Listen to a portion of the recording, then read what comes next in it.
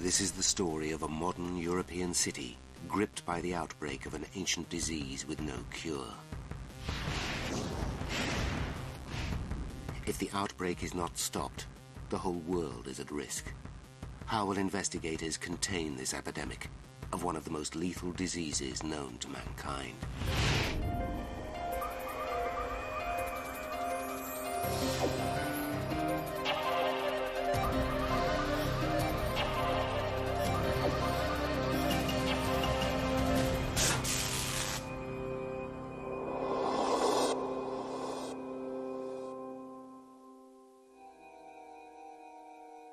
Sweden, April the 27th, 1963. A patient at the Stockholm Hospital for Infectious Diseases is diagnosed as having chickenpox. It is the beginning of a litany of events and mistakes that set the city of Stockholm on course for a major epidemic. The disease she has is in reality one of the deadliest killers the world has ever seen. In the 20th century alone, it killed 300 million people.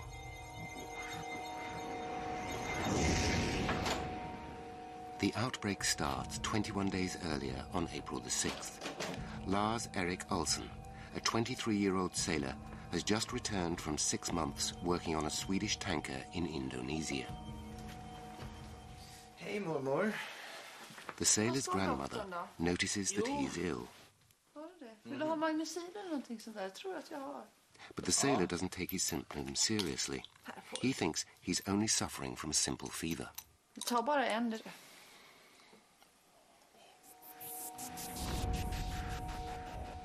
By the next day, the sailor's fever has entered a new phase. His face is speckled with spots, and he has a high temperature. But the sailor is used to short spells of illness when returning from work abroad.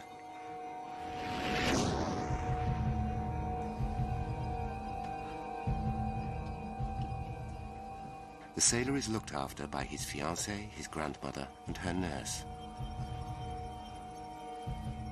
What none of them realize is that the sailor's rash is shedding millions of contagious virus particles. Within minutes, most people who come into contact with him are infected. After 1 week of illness, the sailor's fever appears to have passed.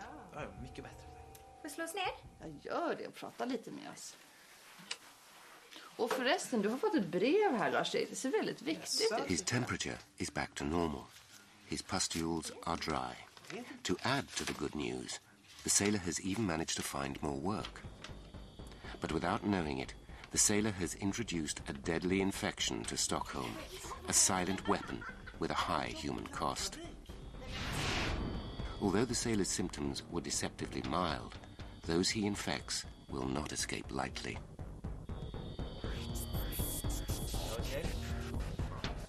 Dagmar Gans, the grandmother's nurse who helped take care of the sailor, is cooking a meal for her husband and her nephew.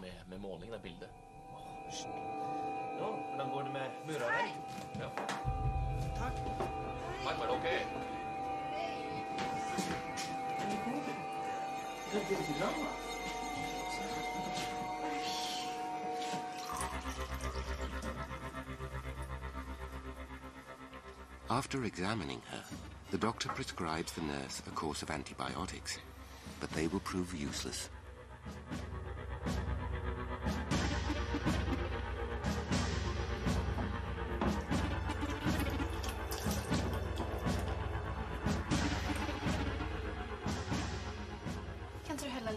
On the very same day, the sailor's fiancée comes down with the telltale symptoms, a strong headache and muscular pain.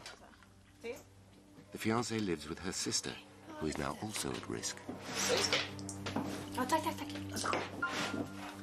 The fiancée isn't unduly concerned by her symptoms. After all, it only took the sailor a week to recover. Det är som du täcker hela ansiktet. Det är nog bäst att kolla upp det. Det kan vara samma sak som jag fick. Men du, vi måste gå. Okej. Ska du trycka upp det te? Nej. Monica Magnusson, the fiancé's sister, remembers how she too was infected. I was infected by Lars Erik when I said hello to him. After a week, I was really ill. Meanwhile, another victim is unwittingly incubating the elusive virus. The sailor's grandmother meets a neighbor.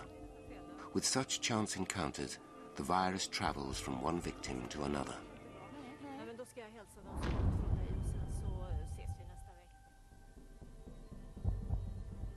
Each virus particle consists of dozens of intertwined proteins. At the core of the virus, there is a coiled strand of DNA. Whenever a victim of the disease speaks or coughs, they release saliva, which contains thousands of these virus particles. 1,000 times smaller than a human hair, each virus particle has the potential to kill on a massive scale.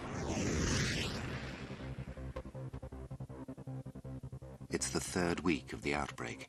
The sailor, his grandmother, his fiancée, his grandmother's nurse, and a neighbor have become the victims of a strange disease. A disease, so far gentle in its impact, is about to go on a killing spree.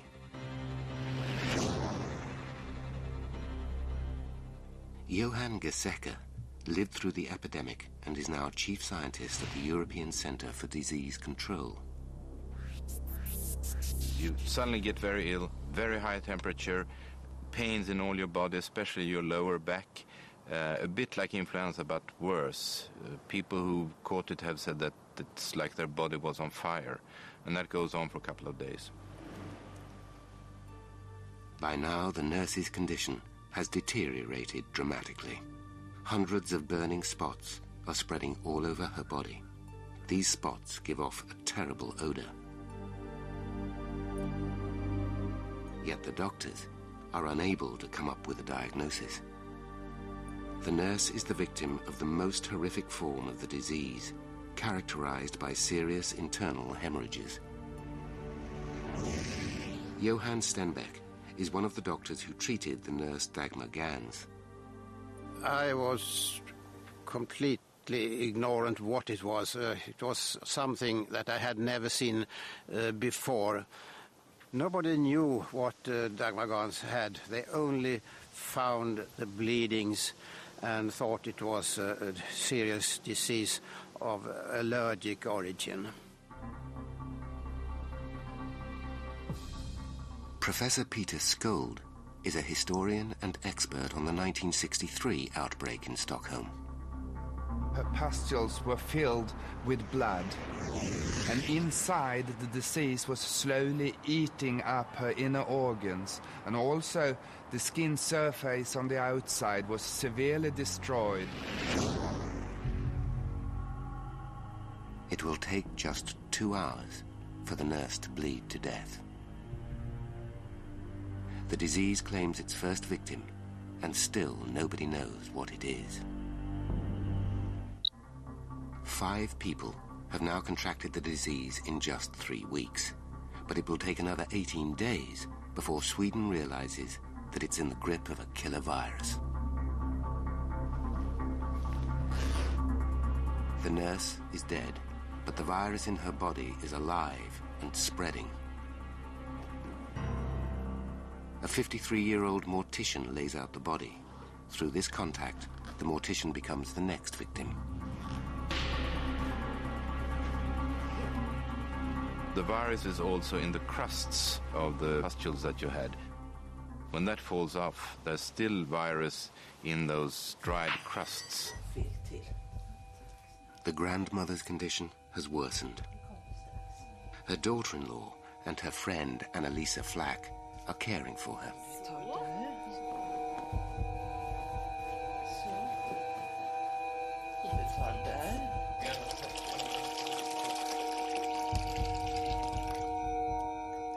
They meticulously wash their hands to avoid infection.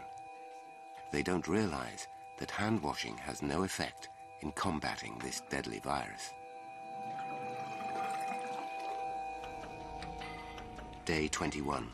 The grandmother's symptoms have worsened, and she has been rushed to hospital.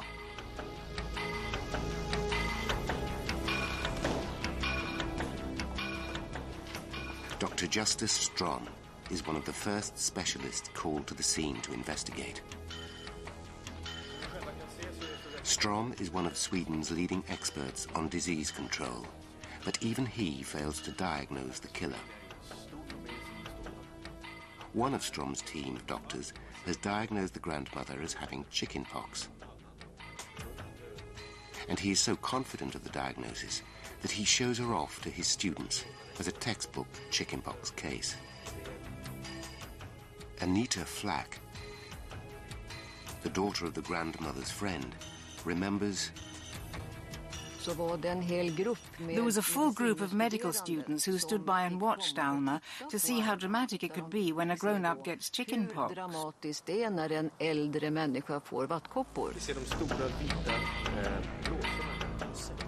Strom and his colleague have made a potentially fatal error. The disease they are dealing with is far more lethal than chickenpox. Even the most highly regarded disease experts in Sweden still don't suspect that they are dealing with one of the most terrifying diseases known to mankind. It was only human to think it was nothing but the chickenpox. By now, the mystery bug has hatched in the sister and the grandmother's friend. Although their symptoms are serious, the doctors don't read the signs. I called the doctor on duty, and he came over and said I had chickenpox. I replied that chickenpox is a children's disease, and I'd had it. I insisted you can't get it more than once, but I got worse and worse, so I called him another time, and he still said it was chickenpox. Then I got a rash all over my body and in my throat. I couldn't swallow, I couldn't eat, and I could hardly drink any water.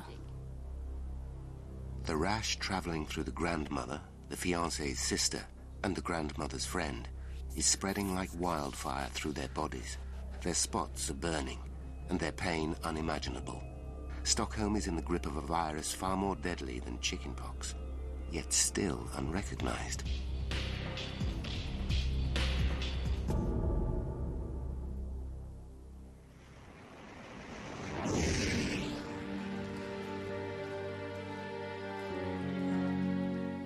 The nurse's family returned from her funeral, the first victim of the outbreak.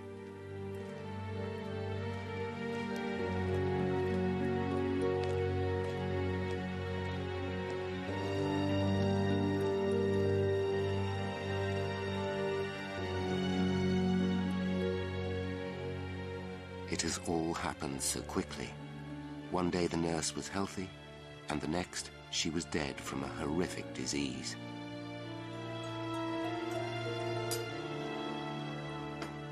Even as the family mourn, the virus moves between them.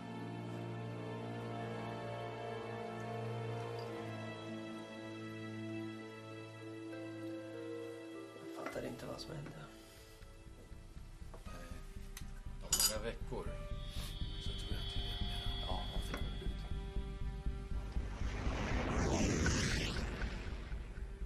Then, 15 days after the nurse's death, her husband is struck down by the very same symptoms: fever, pain, and headache. Having watched his wife die, he well knows what these symptoms could lead to. He rushes to hospital. The husband has one of the most dangerous diseases known to humanity, but he is sent home. Jag var här med min fru och... The incubation time is 2 weeks. That means that it takes 2 weeks after you are infected until you discover that you are ill. Blir det inte bättre kan ni komma tillbaka om ett par dagar, men det finns inte så mycket vi kan göra nu. Oddly, no one thinks to compare his symptoms with those of his wife.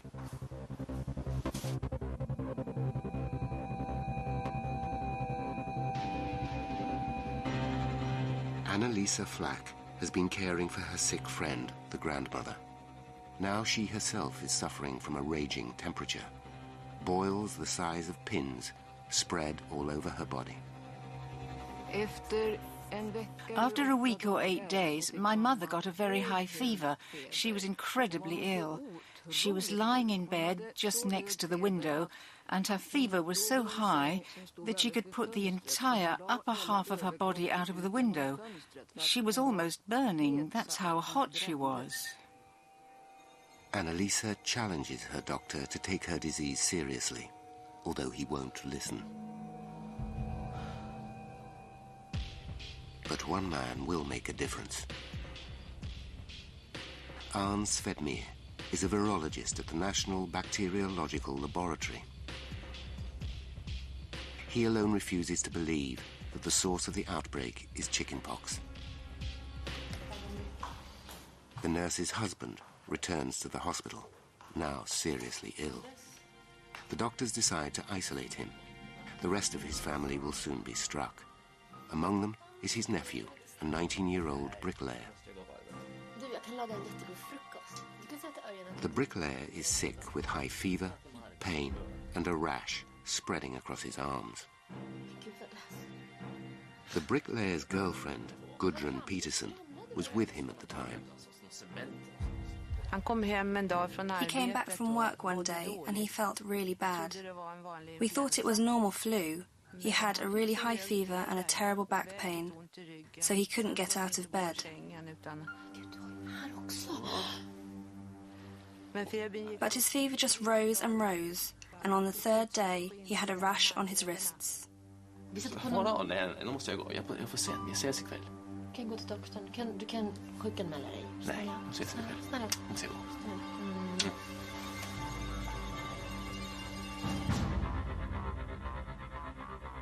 It is day 32. 11 have been struck down, and still the virus has not been identified. It's spreading unchecked throughout the unsuspecting city of Stockholm.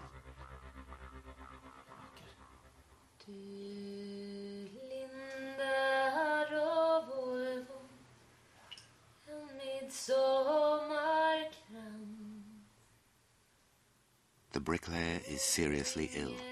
His condition has worsened, and he has been rushed to hospital, where his girlfriend Gudrun stays by his side. Despite their close contact, Gudrun shows no signs of the disease.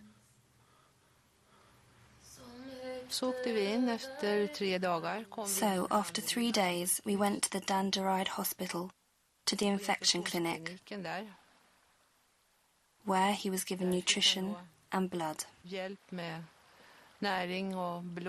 But they still couldn't say what it was.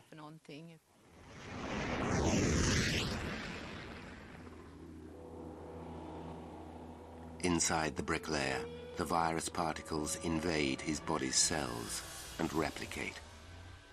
The cells eventually burst, releasing thousands of new virus particles. These in turn attack new cells and attack the body's immune system, spleen, and bone marrow. They all eventually collapse.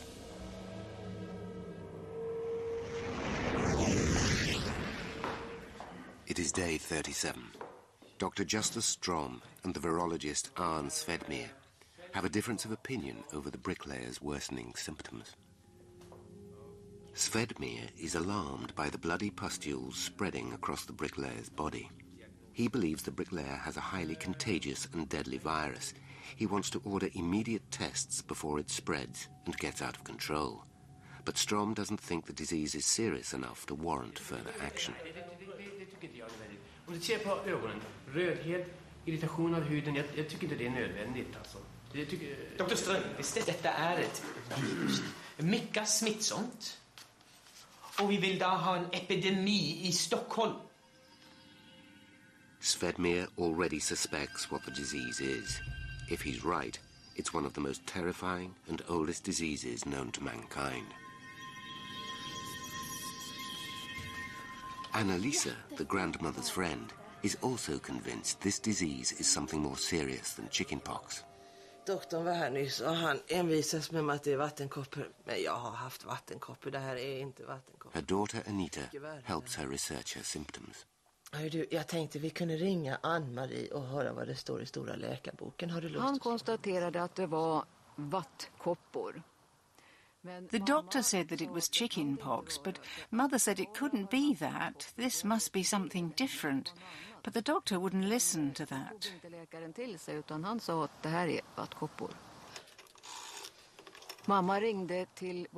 Mother called our eldest sister, who lived in Kumla at the time, and she asked her to consult the medical book, which we didn't have at our house, because Mother said this was some other disease.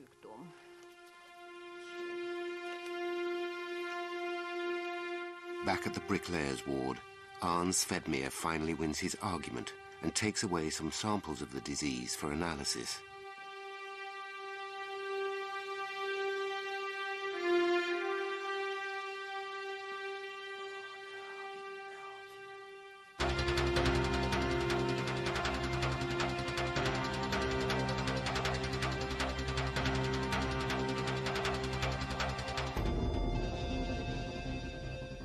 It is only now, 37 days after the first infection, that doctors are finally making the analysis which should have taken place on day one. At Sweden's National Bacteriological Laboratory, the urgent tests are carried out as quickly as possible. By injecting an egg with the virus, specialists here will be able to recognize it on the egg membranes.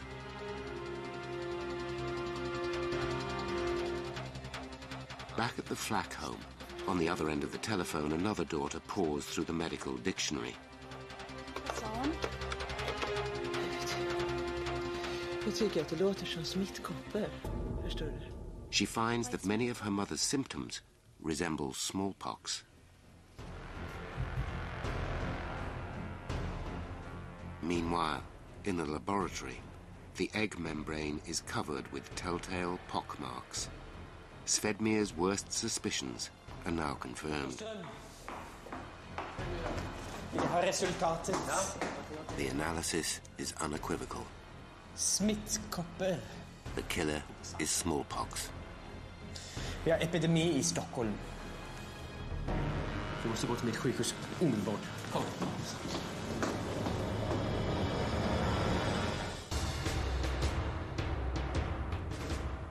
In the 18th century, smallpox decimated Sweden, culling over 270,000 lives, 10% of the Swedish population.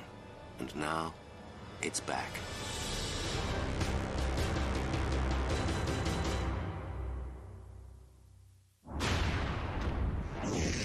Smallpox gives rise to a dangerous disease in humans, and only in humans.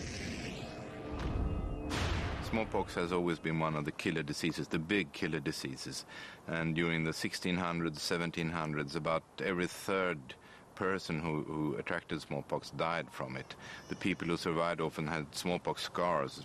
A lot of people had that. It was a big disease. Smallpox is one of the most infectious diseases ever seen. The reason that it took so long to diagnose the outbreak in '63 was mainly that it hadn't been in Sweden for 30 years. Most doctors had never seen a case of smallpox. And also the fact that the first patients who came to hospital, it took time to realize that they had contact with someone who'd been abroad. The first patients had only been in Sweden.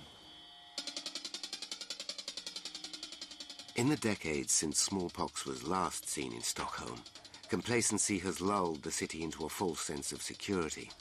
No one stopped to think that a disease from the past could make a surprise appearance in a modern European city. For 38 days, Stockholm has been ignorant of the epidemic that has crept through its streets. Now, it's a city under siege by invisible forces.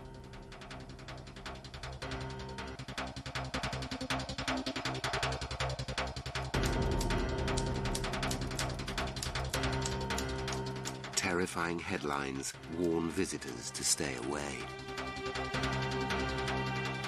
It was the return of the speckled monster from the past which made people very afraid. Emergency measures are rushed into place.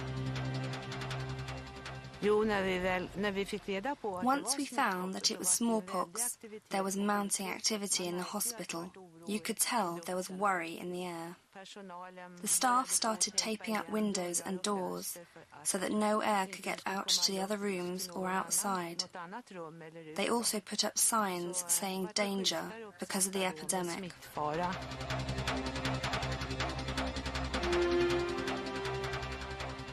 Stockholm streets empty as people fear to venture out.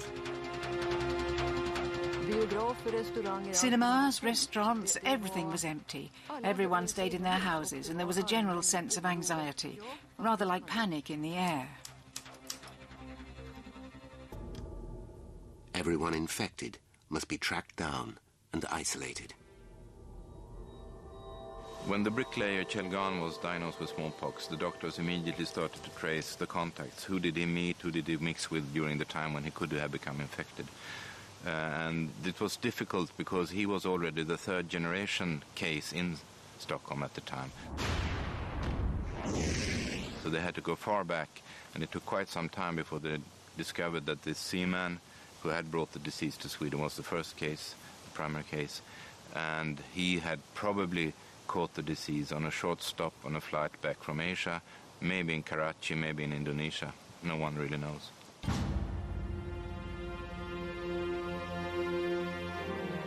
Smallpox has a long and devastating history. It has destroyed empires, enabled conquests, and annihilated armies. Smallpox affected rich and poor alike, since nutrition or wealth had nothing to do with your chances of avoiding the disease. This means that a great number of famous people were infected too. You can mention Ramses V, the pharaoh in Egypt, Elizabeth I, Queen of England, Mozart, the composer, Abraham Lincoln in the United States, and also a Swedish queen, Ulrika Eleonora, in the 18th century. And she actually died from the disease. Smallpox was most devastating of all to those who had no resistance to it. Especially severe was the disease when it was brought with the conquistadors to the populations of South America, where Indian populations were more or less eradicated. 80, 90 or even 100% of these populations died within a few years from smallpox and measles.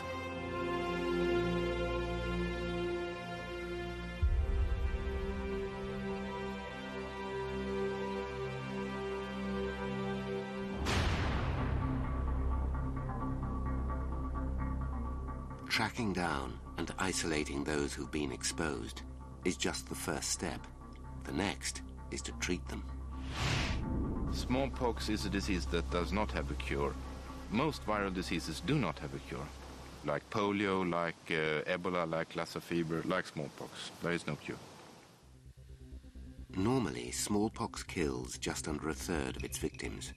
But if those infected can be vaccinated within 3 days of exposure, their chance of survival is hugely increased. But vaccination does not guarantee lifelong immunity, and it can be dangerous.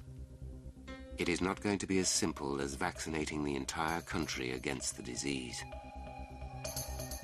The smallpox vaccine is a dangerous vaccine. It has more side effects than any modern vaccine has, and it has more side effects that anyone today would accept. Not a few people get encephalitis, that's infection of the brain that you could die from. You get infection of the heart, myocarditis, that you could also die from. Sweden's authorities know that a large proportion of the nation is unprotected. They also know that a widespread vaccination campaign might kill as many people as it saves. It is literally a life or death decision on a massive scale. There was a discussion at the time how many should be vaccinated. Should you go for vaccinating the entire country or just a few? The decision was made to vaccinate the contacts and to trace the contacts and vaccinate them. I'm not sure there was vaccine available to vaccinate everyone in Sweden at the time.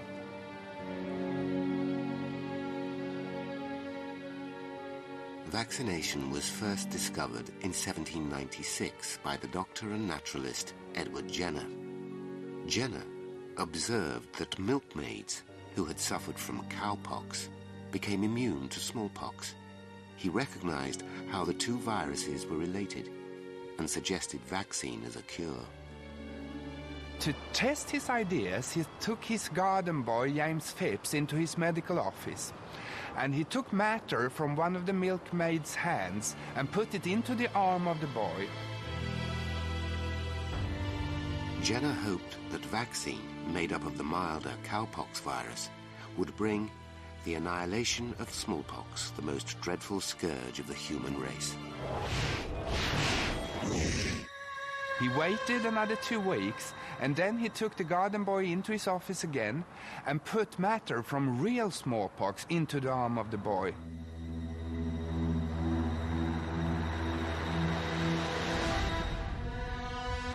The idea was that if the cowpox vaccine worked, nothing should happen to the boy.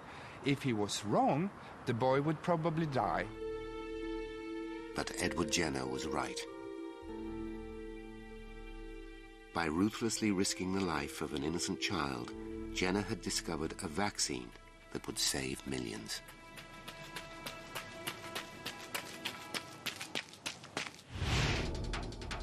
It is week 6. The investigation into the source of the outbreak is making headway.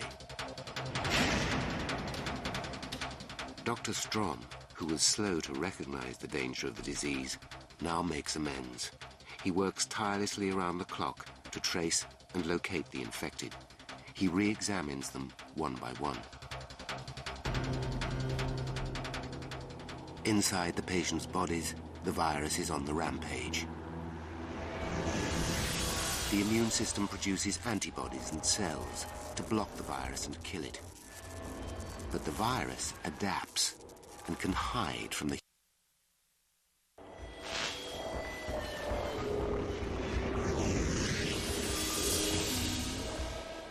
Dr. Justus Strom organizes 2 medical teams, one to care for those already isolated and another to track down new cases. Så vi stannar här och ni gör det. Okej? Lycka till. But the vaccination teams are struggling to cope with the thousands of people coming forward.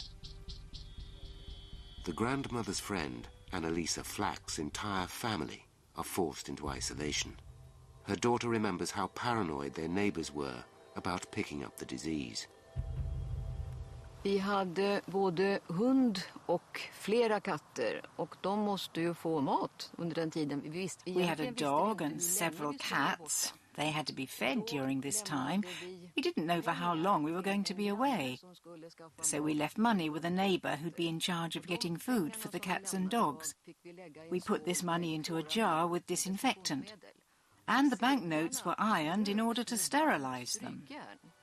För att de skulle vara sterila.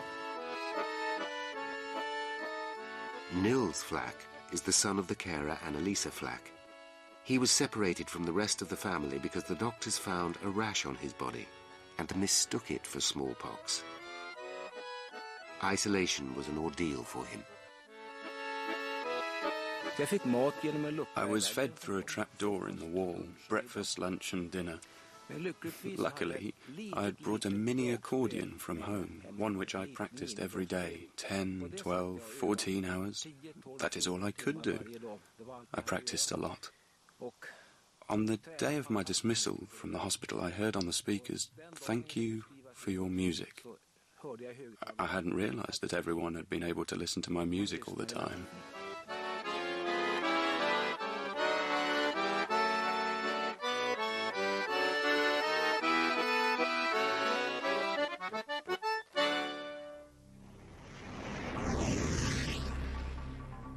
It's the 2nd month since the start of the outbreak. There have been 20 confirmed cases, but for the last 3 days, there have been no new victims. The patients are watching the news coverage of the outbreak on television. Doctors dare to think that the epidemic has been contained, but their hopes are dangerously premature. When the smallpox epidemic starts, a lot of people are infected. But after a few days, there will be a lull of another 2 weeks until the second wave of the epidemic begins. And the risk is that the second wave is infecting 10 times as many people as the first wave. And after this, there is another lull of 2 weeks, and a third wave might start, which in turn is 10 times as big as the second wave. And that is a very dramatic situation. The disease is not finished yet. One unfortunate hospital worker fuels the crisis. A 60-year-old cleaner picks up laundry from a smallpox ward. Because the laundry is infected, he is exposed to its deadly particles.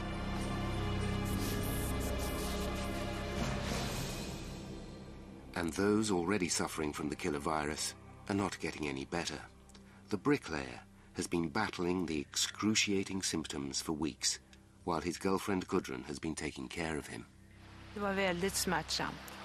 Det gjorde ont i hela kroppen. It was terribly painful. Det var ju blåsor precis på hela kroppen. The entire body hurt and was covered with blisters.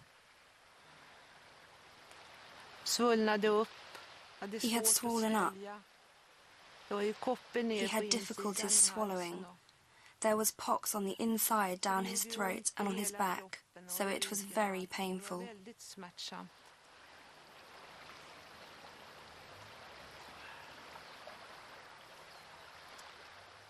Jo, visst kände jag väl hopp. Yes, I was hopeful. Of course I was. But sometimes it was very tough, and then you almost lost hope. But as long as Shell didn't lose hope, it was easier. The press make Gudrun a national heroine for risking infection and nursing her highly contagious boyfriend.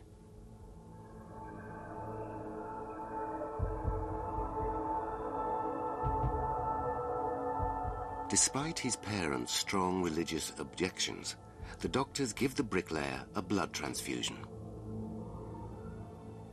When the parents find out, they pray for their son to be punished. As far as they are concerned, by having a blood transfusion, their son has sinned. And there was a change. I could see it in him. He simply gave up and turned away from you. And yes, he simply gave up. You could feel it.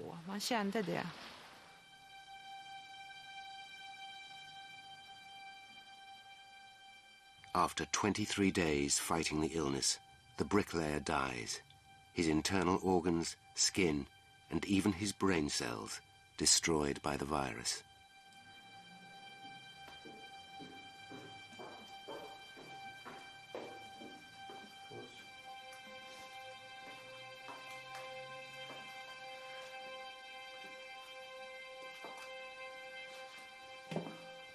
Hur mår pojken?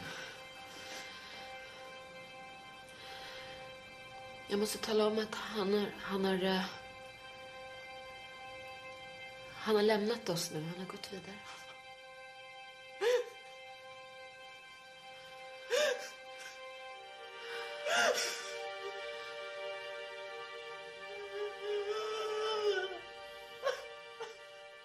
Because Gudrun is vaccinated, the disease has spared her. But vaccination is not the only means of survival.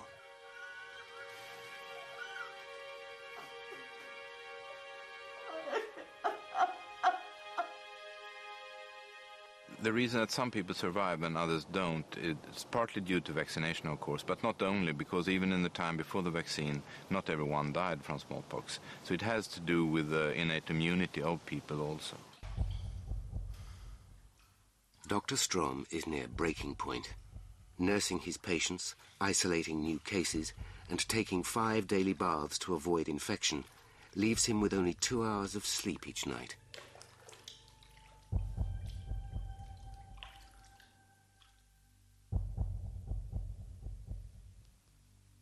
The patients are becoming demoralized by isolation. But others are tortured by the disease's agonizing symptoms. And another of the patients is dying. By now, 2,000 people have been isolated. And 27 are confirmed as having the disease. It's the third month of the smallpox outbreak. The mortician who laid out the nurse's body 41 days ago has transmitted the disease to her mother. Amazingly, even in the midst of an advanced epidemic, the nurses ignore her belief that she has smallpox. Instead, she is told to wait in the admissions department, then the dermatology department, and finally outside. In these crucial moments, she comes into contact with hundreds of other patients.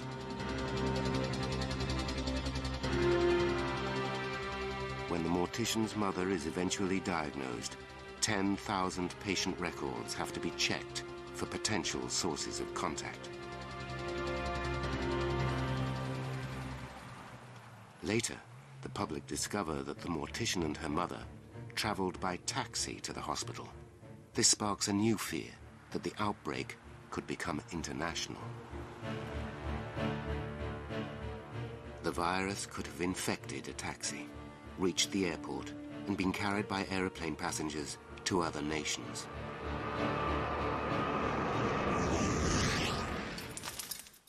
Nej, jag vill inte.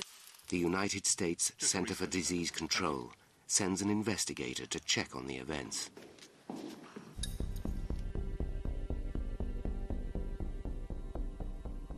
Health authorities intensify their efforts and introduce a vaccination machine. The Swedish inoculation gun can produce 8 vaccinations a minute. That means 500 vaccinations an hour, compared to the usual 60. But there are fears that there is not enough vaccine for everyone who needs it. At one Stockholm office alone, 700 are vaccinated. In the Nibov area, 2,000 people are vaccinated. They did vaccinate 500,000 people in Stockholm County, 300,000 in the city itself during a couple of weeks only, a very short period.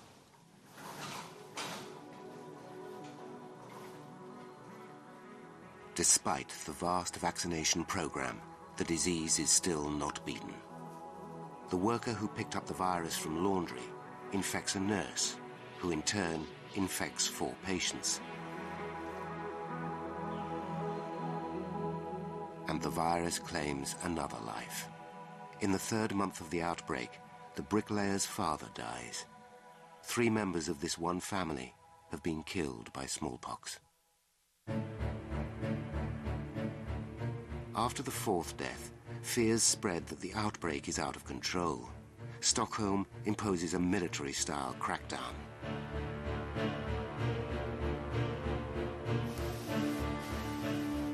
Hospitals close and are disinfected from top to bottom before reopening.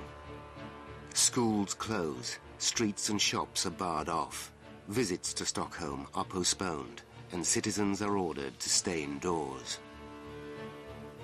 The measures are extreme, but they pay off.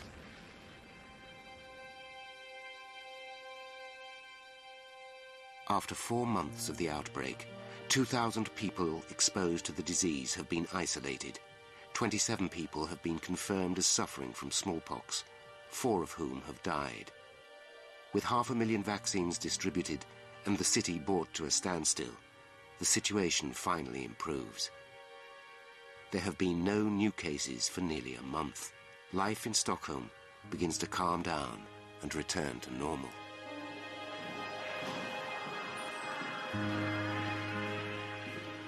Dr. Justus Strom and Dr. Arne Svedmir pack up.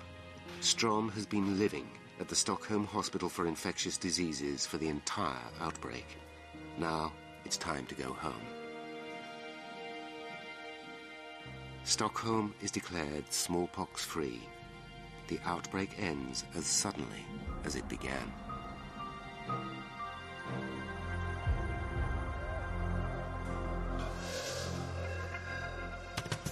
The epidemic may be over, but the financial cost is huge, and hundreds suffer serious side effects from the vaccinations. But at least everyone in Stockholm is well prepared for any future outbreak. Following the epidemic, Sweden spearheads the World Health Organization's global smallpox eradication program. contributing a total of $16 million, the equivalent of $93 million today. In 1980, smallpox becomes the first and only disease in history to be totally eradicated. The smallpox program was supposed to herald a new era of disease eradication. But sadly, this was not to be.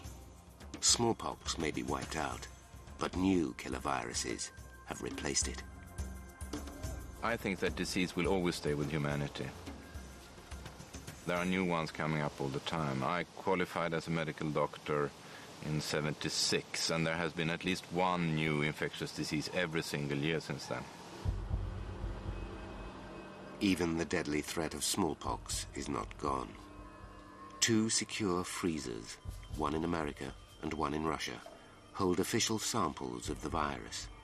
The only purpose these official stockpiles have is for scientific research. It is thought that many more secret stockpiles exist. And today, populations are almost as susceptible as the Incas and Aztecs were in the 16th century, when the conquistadors brought smallpox to South America. The human population is more susceptible to smallpox now than we've ever been in history. Because until 1800, everyone had either had smallpox and died or had smallpox and survived, so they were immune. And then around 1800, we started vaccinating. So up until 1970, most of the population of the world was immune to smallpox, whereas now everyone who was born after 1970, 1975 is not vaccinated and has not had the disease. So that means that we have more susceptible people now in the world than we had for the last 1,500 years. Today, no one knows who holds secret stockpiles of the virus, nor where. It is widely believed that rogue states or terrorists may have them. If smallpox were unleashed, with modern travel, the virus could take only 6 weeks to spread across the globe and prove more deadly than an atomic bomb. Smallpox has not gone away. As long as stocks exist and millions of people remain unvaccinated, the threat still lurks.